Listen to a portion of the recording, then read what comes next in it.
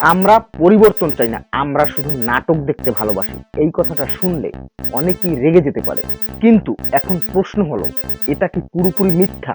আমরা সোশ্যাল মিডিয়ায় লিখি, এভাবে আর চলবে না, দেশটাকে বদলাতে হবে, পরিবর্তন চাই, কিন্তু বাস্তবে আমাদের আচরণ কি বলে? আমরা দেখি, আমরা শেয়ার করি, আমরা উত্তেজিত হই, তারপরে আমরা নিজের নিজের জীবনে ফিরে যাই। এটাই আধুনিক আন্দোলনের সবচেয়ে বড় বৈশিষ্ট্য। এটা দীর্ঘমেয়াদী দায়িত্ব নয়, এটা স্বল্পমেয়াদী আবেগ। পিউ রিসার্চ সেন্টার একটি গবেষণায় বলা হয়েছে, অনেক দেশে সামাজিক এবং রাজনৈতিক আন্দোলন এখন ইভেন্ট বেসড পার্টিসিপেশনে পরিণত হয়েছে, যেখানে মানুষ প্রতিবাদে অংশ নেয় মূলত আবেগ ও তাৎক্ষণিক উত্তেজনা থেকে, কিন্তু দীর্ঘমেয়াদী নাগরিক দায়িত্বে যুক্ত থাকে না। অর্থাৎ আন্দোলন এখন অনেক সময় একটি দেখার মতো ঘটনা, করার মতো দায়িত্ব নয়। এই জায়গায় এসে আন্দোলন আর বিনোদনের মধ্যে পার্থক্যটা ধীরে ধীরে ঝাপসা হয়ে যায়। বাংলাদেশের সাম্প্রতিক ঘটনাগুলোর দিকে তাকালেই এই নাটক বনাম দায়িত্ব দ্বন্দ্বটা আরো স্পষ্ট হয়ে ওঠে। 2018 সালে সড়ক নিরাপত্তা আন্দোলনের কথা অনেকেরই মনে আছে। ঢাকার রাজপথে শিক্ষার্থীরা নেমেছিল, ট্রাফিক আইন মানানো হয়েছিল সাধারণ মানুষের হাতে। কয়েকদিনের জন্য মানুষ মনে করেছিল এবার সত্যিই হয়তোবা কিছু বদলাবে, কিন্তু গবেষণা বলছে এই আন্দোলনের পরে ট্রাফিক আইন আবার ধীরে ধীরে আগের অবস্থায় চলে এসেছে।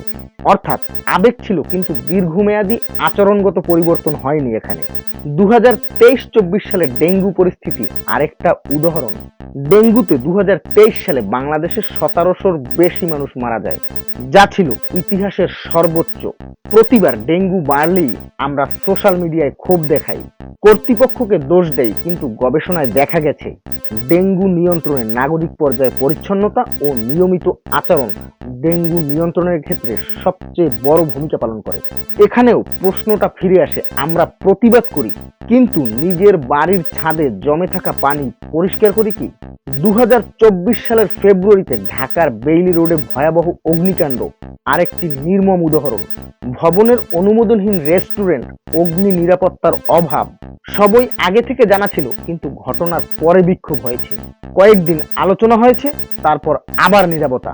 ট্রান্সপারেন্সি ইন্টারন্যাশনাল বাংলাদেশের এক গবেষণায় বলা হয়েছে, বাংলাদেশে দুর্ঘটনার পরে রিঅ্যাক্টিভ আউটরিচ দেখা যায়, কিন্তু প্রিভেন্টিভ কমপ্লেইন্স খুবই দুর্বল। অর্থাৎ আমরা দুর্ঘটনার পরে জেগে উঠি, কিন্তু দুর্ঘটনার আগে দায়িত্ব নেই না। নদী দখল বিরোধী অভিযানও একই চিত্র দেখায়।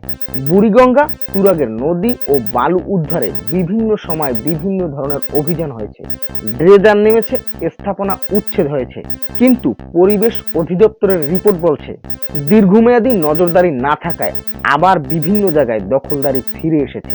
এই ঘটনাগুলো একসাথে দেখলে একটা বিষয় স্পষ্ট হয়ে ওঠে, আমরা কি সত্যিই পরিবর্তন চাই, নাকি পরিবর্তনের দৃশ্যটা দেখতে ভালোবাসি? এই কথাটার ভিতরেই লুকিয়ে থাকে আমাদের সবচেয়ে বড় আত্মপ্রবঞ্চনা।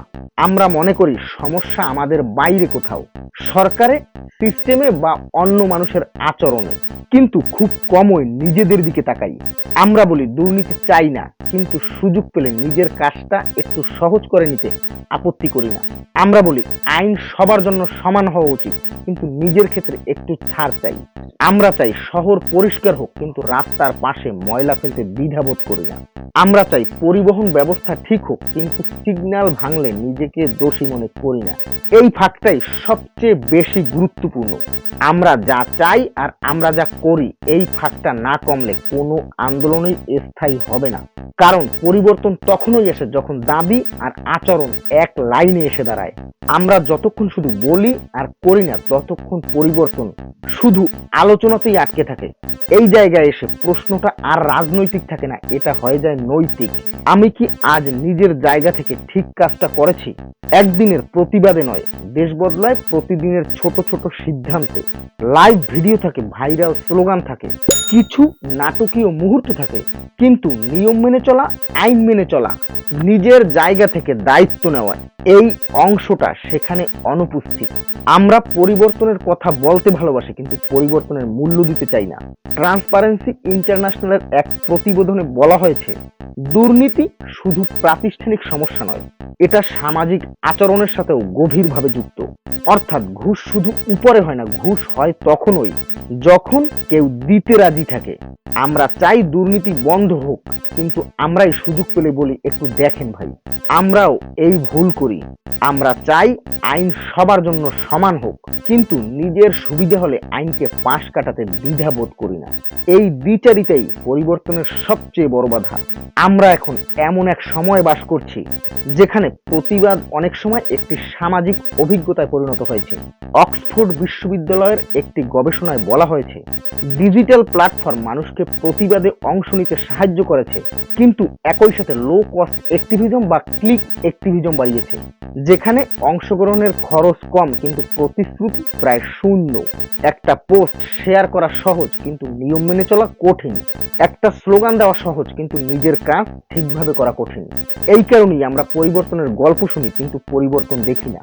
অনেক সময় আমরা ভাবি এই দেশের সমস্যা শুধু সরকারের, কিন্তু বিশ্বব্যাংকের এক বিশ্লেষণে বলা হয়েছে, টেকসই উন্নয়ন শুধু নীতি নির্ধারকদের উপর নির্ভর করে না, এটা নাগরিকদের আচরণ, সামাজিক আস্থা এবং নিয়ম মানার সংস্কৃতির উপর নির্ভরশীল।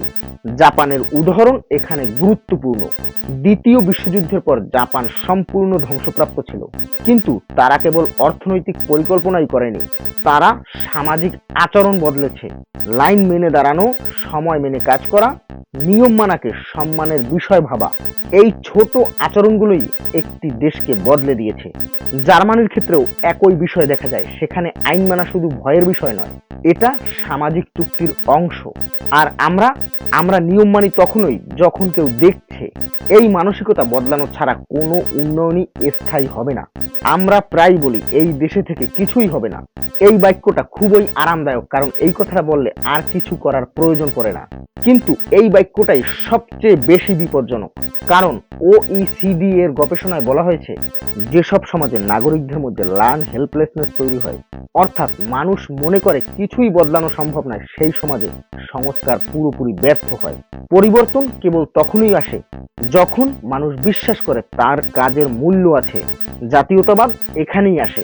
জাতীয়তাবাদ মানে শুধু পতাকা নাড়ানো নয়, জাতীয়তাবাদ মানে নিজের দেশের ক্ষতি না করা, নিজের কাজ ঠিকভাবে করা, নিজের ক্ষমতার অপব্যবহার না করা, নিজের সন্তানের সামনে ভুলকে না বলা। এটাই সবচেয়ে বাস্তব দেশপ্রেম। দক্ষিণ কোরিয়ার অভিজ্ঞতা দেখায়, যখন শিক্ষা, নাগরিক দায়িত্ব এবং জাতীয় লক্ষ্য একসাথে কাজ করে, তখন সমাজ বদলায়। কোরিয়া বদলায়নি কারণ সবাই রাস্তায় নেমেছিল, কোরিয়া বদলেছে কারণ মানুষ প্রতিদিন তার নিজের দায়িত্ব ঠিকভাবে পালন করেছে। আমরা যদি সত্যিই পরিবর্তন চাই, তাহলে নাটক দেখা বন্ধ করতে হবে। এই নাটক মানে টিভি সিরিয়ালের নাটক নয়। একটা কথা মনে রাখা দরকার, বাংলাদেশের সবচেয়ে বড় সংকট কখনোই প্রাকৃতিক দুর্যোগ ছিল না, সবচেয়ে বড় সংকট ছিল দায়িত্ব এড়িয়ে দেওয়ার অভ্যাস। এই দেশ বারবার ঝড়ের মুখে পড়েছে, বন্যা এসেছে, দুর্যোগ এসেছে, কিন্তু দেশ ভেঙে পড়েনি, কারণ তখন সাধারণ মানুষ দায়িত্ব নিয়েছে, নিজের জায়গা থেকে দাঁড়িয়েছে, একজন আরেকজনের পাশে দাঁড়িয়েছে। কিন্তু আজ বিপদটা আলাদা, আজ বিপদটা বাইরে নয়, ভেতরে। আজ আমরা জানি কি ভুল হচ্ছে কিন্তু তবুও করি। আজ আমরা বুঝি কি ঠিক কিন্তু তাও এড়িয়ে যাই। আমরা চাই পরিবর্তন, কিন্তু পরিবর্তনের কষ্ট নিতে চাই না। একটু থেমে ভাবা দরকার, এই সবকিছুর মাঝখানে নীরব দর্শক কারা? তা হলো আজকের শিশুরা। তারা আজ রাজপথে নেই, সোশ্যাল মিডিয়ায় তর্ক করে না, কিন্তু তারা সবকিছু দেখে। তারা দেখছে আমরা কিভাবে নিয়ম ভাঙি, আমরা কিভাবে দোষ দেই, আমরা কিভাবে দায়িত্ব এড়িয়ে চলি। তারা শিখছে আমাদের কথা থেকে নয়, আমাদের আচরণ থেকে। একজন শিশু যখন দেখে তার বাবা সিগন্যাল ভাঙছে, সে শেখে নিয়ম পরিস্থিতি ভেদে বদলায়। যখন সে দেখে আমরা ভুল কাজকে চালাকির গল্প বানাই, তখন সে শেখে সততা বোকামি। এই শিক্ষাগুলো কোনো বইয়ের শিক্ষা নয়, কিন্তু এগুলোই সবচেয়ে বাস্তব এবং বড় শিক্ষা। একদিন এই শিশুরাই এই দেশের সিদ্ধান্ত নেবে, আইন বানাবে, প্রতিষ্ঠান চালাবে, কিন্তু সেদিন তারা আমাদের আর মনে রাখবে না। তারা মনে রাখবে আমরা কিভাবে বেঁচেছিলাম। এই কারণেই প্রশ্নটা শুধু আজকের জন্য নয়, এই প্রশ্নটা আগামী দিনের জন্য। আমরা আজ যা করছি তা দিয়ে কি আমরা একটি ভালো আগামী তৈরি করছি? এই জায়গায় এসে ইতিহাস আমাদের প্রশ্ন করে, তুমি কি করেছিলে? লাইভ ভিডিও দেখেছিলে নাকি লাইভে না গিয়ে দায়িত্ব নিয়েছিলে?